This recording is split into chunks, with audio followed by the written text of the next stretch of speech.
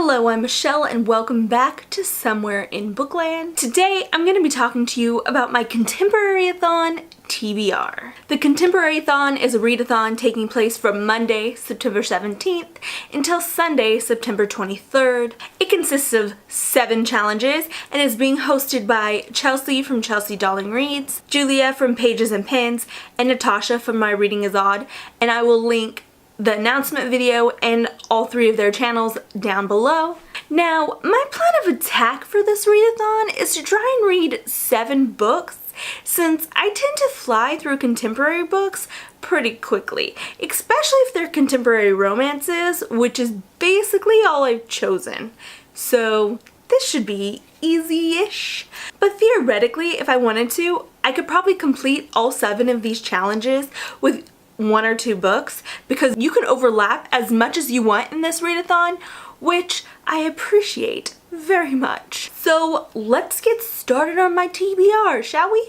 Now, the first challenge is to read a book with orange on the cover. And for this challenge, I plan on reading The Fox and the Hound by R.S. Gray, as it is one of the orangest contemporary books I own.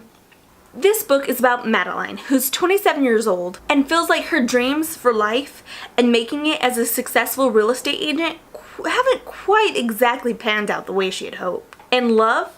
That's not even something she's up for trying yet. Enter Dr. Adam Fox, the town's newest veterinarian. But sadly, Madeline ruins her chance at a good first impression. But not to fret, no. You see, Adam has a proposal for Madeline.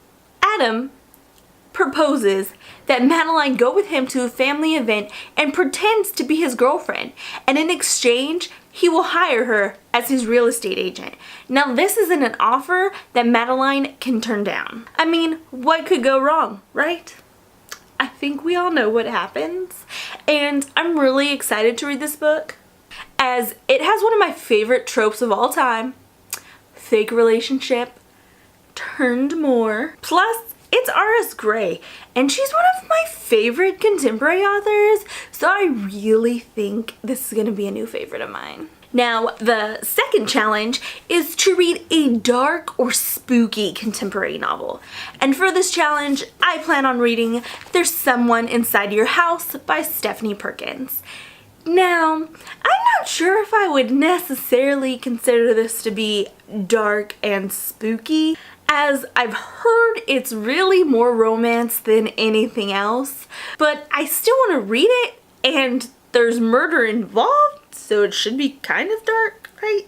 Now, this book is about McKinney, who has moved from Hawaii to Nebraska to live with her grandma, and she starts to fall for this mysterious guy at school named Dolly. She thinks she's left her dark past behind her, but when students at her school start getting murdered off one by one in these horrible deaths, then she knows she has to confront her past. But what is her past? I really want to know. Like, is she a murderer? That's kind of what the vibes I'm getting from this blurb. I don't think she is. That would be an interesting twist. But I don't know. I guess we'll find out this week when I'm reading it. Now, the third challenge is to read a diverse contemporary, and I had chosen 1 book for this challenge originally, but then one of my library holds came in and I was like, no, definitely switching to this book. So the book I'm going to be reading for my diverse contemporary is The Kiss Quotient by Helen Hong. Now, this book is about Stella, who's a brilliant mathematician, and she's used this math to develop algorithms that predict customer purchases. Now, Stella also has Asperger's, and she finds herself at age 30 with no real experience when it comes to dealing with the opposite sex in romantic situations. And so she hires herself an escort, one Michael Fan, to help teach her the ways of romance, and slowly real feelings start to emerge. Like I said, I love fake relationships type situations that turn to more, and I've been really excited to read this book, and the fact that it came in this past couple days from my library just is like, it's meant to be. I was meant to read this book for the Contemporary-A-Thon, And so I am. Who can deny fate? Not I. Not I. The fourth challenge is to read a contemporary book in a non-traditional format, and for this one I'm going to be reading an ebook. I was going to read a manga, but then I got an e-arc that I need to read, so I'm going to be reading an ebook. Which is kind of cheating because I read a lot of ebooks already, but we're gonna just ignore that, okay? Okay. So the book I'm going to be reading is Fight or Flight by Samantha Young, which comes out on October 9th. Who's flying home to Boston and her flight gets delayed. And then to top it all off, this Scotsman named Caleb ends up stealing a first-class seat right out from under her. Who does he think he is? And then they hook up. Cause she's like, I'm never gonna see this guy again. And then she does. A lot, actually. And she kind of has to go through how she really feels about him, which should be an interesting read, so that is my choice for the fourth challenge. Now, the fifth challenge is to read a contemporary that has your initials on the cover. And my initials are MMC, so I'm going to be reading Emergency Contact by Mary H.K. Choi. So the first M is in emergency, the second M is in Mary, and then the C could be contact or Choi or emergency, wherever it is.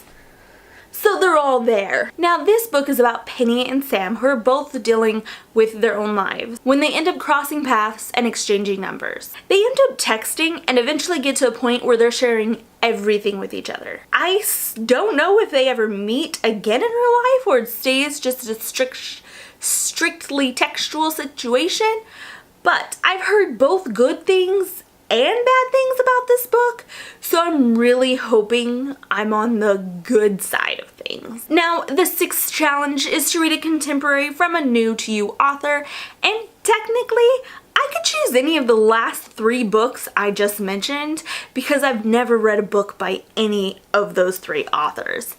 But like I said, I'm going for the full 7 books this time. So the one I decided to read for this challenge is This Adventure Ends by Emma Mills. Now, I bought this book partially for the beautiful cover. I mean, look at it. It's gorgeous. And partially because I've heard nothing but good things about this book. But truth be told, I probably still would have just bought it for the cover, if I'm being honest. This book follows Sloane, who has recently moved from New York to Florida and has befriended these 2 twins, Vera and Gabe. When a painting by their late mother goes missing, Sloane decides to track it down for them. This book is supposed to be full of amazing friendships, and according to the GOODREADS blurb, shiveringly good romantic developments. So that seems promising to me. So this is my book for the 6th challenge. And the 7th and final challenge is to read a contemporary that is a 5-star prediction. And honestly, that can be any of these books that I've listed so far. But like I said, I'm going for 7 books in 7 days. So I decided to choose Save the Date by Morgan Matson. Now this book is about Charlie Grant and her whole Grant family gathering together at the family house for her older sister's wedding. Now this is the last time they're all getting together at the house before the house goes up for sale, and they honestly haven't been all together in a long time. So Charlie really wants everything to go perfect, but unfortunately it does not. In fact, anything that can go wrong is going wrong. I'm hoping this is going to be a really funny, laugh out loud read. It is a Morgan Matson book, and I tend to love her books, so I'm hoping this one is no exception. So that's it. Those are the 7 books I plan to read for the Contemporary-A-Thon. Are you planning on joining the Contemporary-A-Thon? And if so, what book are you most excited about? I think mine is This Adventure Ends by Emma Mills. If you liked this video, click the thumbs up. If you want to see more of this face in your feed, click subscribe, and I will see you guys next time. Bye!